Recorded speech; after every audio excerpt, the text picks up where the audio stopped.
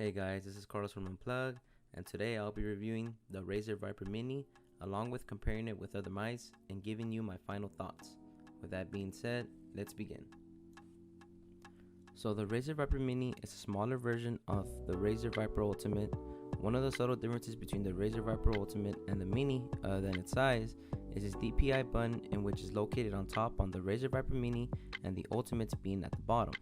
But one of the bigger changes in my opinion is the hump on the Razer Viper Mini, which is bigger than the one on the Razer Viper Ultimate, giving you a better experience when using claw grip. The dimensions of the Razer Viper Ultimate are 126.7mm in length, 57.6mm in width, and 37.8mm at its highest point, compared to the Razer Viper Mini, which dimensions are 118.3mm in length, 53.5mm in width, and 38.3mm at its highest point. Now I know the Viper Mini is not that much taller on paper, but trust me when I say that the few millimeters in height makes all the difference when holding and using the Viper Mini and claw grip. Now let's get into the features, starting off with the cord. The cable that comes with the Razer Viper Mini is definitely not the best feature the mouse has to offer, and it reminds me a lot of the cable that comes with the Extra 5 and 4, except it's a little less stiff. Now the cord isn't going to get in the way when playing or anything like that, but I have seen other mice come with better stock cables. Moving on with the skates, the Razer Viper Mini uses Virgin PTFE skates, which is a huge plus in my opinion. Everyone knows by now that if you want a smooth glide on your mouse, you have to have Virgin PTFE skates, and Razer is definitely listening to the gaming mice community by offering these big skates. Now my only complaint about the skates is that they are quite thin, and if you are a hard pad user, you may want to consider getting some aftermarket skates, as hard pads do tend to wear out mouse skates faster than regular cloth or hybrid pads. One of my favorite features about the Razer Viper Mini is the fact that I don't have to remove the skates in order to paracord the mouse. The screws are located underneath the sticker around the sensor and not underneath the skates as other mice do, saving you time and money. Again, another huge plus by Razer. The Razer Viper Mini uses the same switches as the Razer Viper Ultimate, except these are modified to sound more tactile. Also, the Razer Viper Mini switches are rated for 50 million clicks as opposed to the Ultimates, which are rated for 70 million clicks. Here's a quick sound test.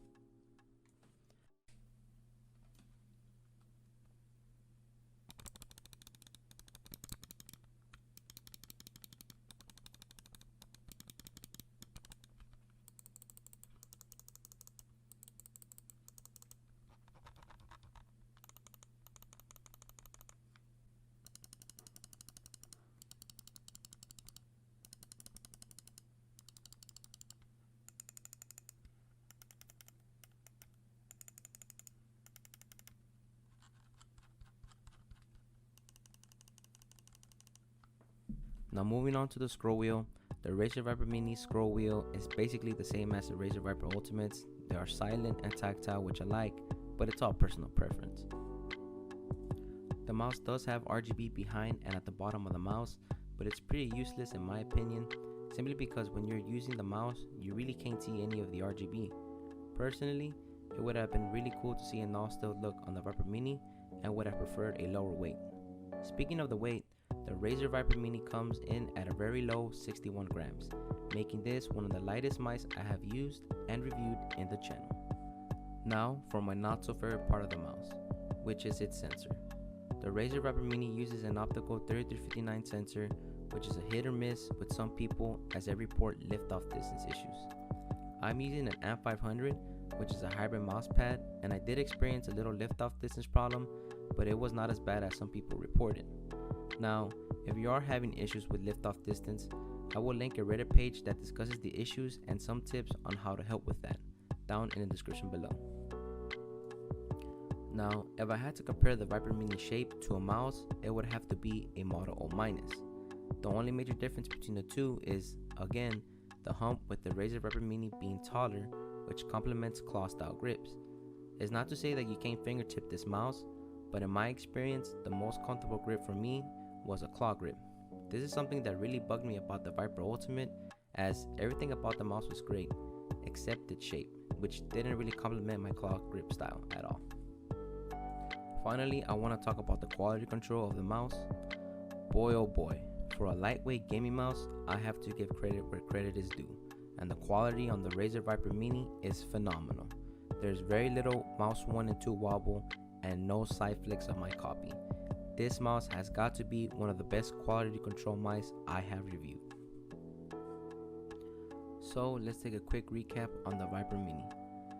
The mouse comes with a decent stock cable, Virgin PTV feet for that ever so smooth glide, optical Razer mouse switches which are nice and crisp, an optical 3359 sensor which in my opinion is okay, and last but not least, you get a very solid mouse with no wobble on the mouse 1 and 2 and no side flicks or creaking. You get all this on the mouse for $40. That's right, $40. To me, it doesn't get any better than that. Razer has been making a lot of moves recently, and so far they have not disappointed me at all. If they keep this up, they will be the top dog when it comes to gaming peripherals. So, good job Razer on another amazing product. Like the video if you enjoyed it, and subscribe if you want to see more content like this. This is Carlos from Unplugged, and I'll see you guys in the next one. Peace.